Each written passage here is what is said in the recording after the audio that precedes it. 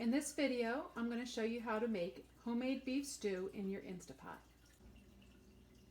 Alright, I cut up a 2-pound roast into bite-sized pieces, and what I'm going to do next is I take a little bit of flour, maybe about 1/4 cup, I don't really measure it, and I'm going to add the meat. I'm going to drop a little on the floor, and then I'm going to put the rest in this Ziploc bag with the flour, and I'm going to shake it up to coat each piece pretty well with the flour. What the purpose of doing this is it's going to end up making your stew a little bit thicker, less like a soup, more like a stew at the end without you having to thicken it yourself. You won't have to do any extra work to thicken it. I probably could have used a little bit more than that, but it's pretty decent. You don't want to have a bunch of excess flour in the bag. If you do, dump that out when you're done. But I used most of the flour here. So what I'm going to do next is I've already preheated my Instapot. Hit the saute button, which heats up your skillet. I did that a little bit ago. Then you're going to add 1 to 2 tablespoons of oil, vegetable oil, olive oil, whatever you like. And we're going to do that so that we can saute the meat in there and get a nice brown crust on the meat. If you'd like to add some salt and pepper here, you may, depending on your taste. So I'm going to get that started, then I'll show you what it looks like.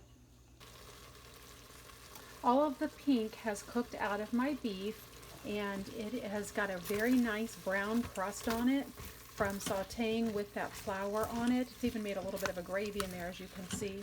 So what I'm going to do next is I have to get all of that burnt stuff off of the bottom of the pot, or it's going to burn and you're going to get a burn notice on your Instapot, which you don't want to happen. So what I'm going to do is I'm going to turn this off of saute. I'm going to add a little bit of broth in here. And while it's still warm, I'm going to take a long-handled metal spoon or a metal spatula, and I'm just going to scrape all of that off the bottom so that it doesn't burn. I want to leave it in there because it's very good and tasty, and that's going to help thicken our stew. I'm going to leave it there, but I'm going to scrape that off. Then I'm going to add the rest of the broth and the vegetables. Okay, I just finished scraping off the bottom of the pot. It actually didn't take that long. It wasn't too bad of a deal. It came up pretty easily. So I'm going to add the rest of the broth. I'm adding a whole carton, which is 32 ounces, or about 4 cups. And while the beef was browning in the oil, I chopped up 2 potatoes that were pretty large and 2 carrots. My family doesn't like potatoes very well. I think I'm the only one who eats them, but you can certainly add more than that if you like that. And give that a quick stir. And I'm going to add my potatoes and carrots.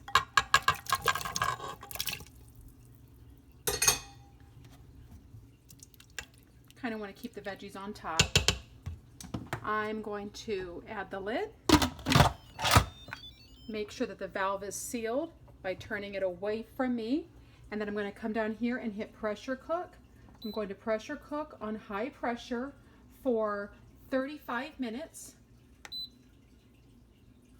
Just press the plus sign until it gets to 35 minutes. And I have to wait for it to come to pressure, which takes about 10 minutes. And then I'm going to let it cook for 35 minutes, and then I'll show you what we do after that. Okay, after the timer went off, I didn't do anything. I just let it sit there for a while, and it sat there for 10 minutes, and as you can see, the timer counted up to 10 minutes, and that's a natural pressure release. So after 10 minutes, I'm going to do a manual pressure release. So I'm going to come up here, and I'm going to open the valve and let out any remaining pressure that's in there. You'll know that all the pressure is released because the silver circle here will drop all the way down, and that will mean that the lid is safe to open. So we'll do that in just a minute. Okay, the little silver circles dropped down, so know that the lid is safe to open. I'm going to hit cancel down here on the front, and I'm going to take the lid off. And we got some good looking beef stew inside of here. I'm going to give it a quick stir. Now, we like a lot of noodles in ours. You could leave this step out. This is optional. But I'm going to come back down to the front of my Instapot. I'm going to hit saute again. And I'm going to boil some noodles in here according to the package directions. I just bought regular store-bought egg noodles. And I'm just going to pour probably all of those in. That's why I put a little bit of extra broth in here and a little less vegetables, because I need this broth to cook my noodles, so because the noodles are going to absorb quite a bit of that broth. So I'm going to do that, and then I'll show you the final product. All right, the noodles have boiled for 8 minutes now. I tasted the broth and I added a little bit more salt to it. And the beef is tender, which blows my mind that that can happen in less than an hour.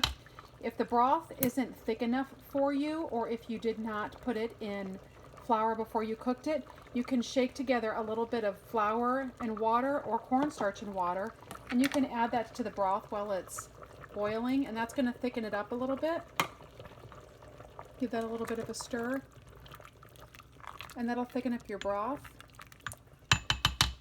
And we're going to dish some out and show you what it looks like. Okay, I'm going to hit cancel on the Instapot to turn off the saute feature. We're going to dish out some stew here. I'm going to serve that with some nice French bread that I got from Walmart. It's only $1 at Walmart. And dinner is served.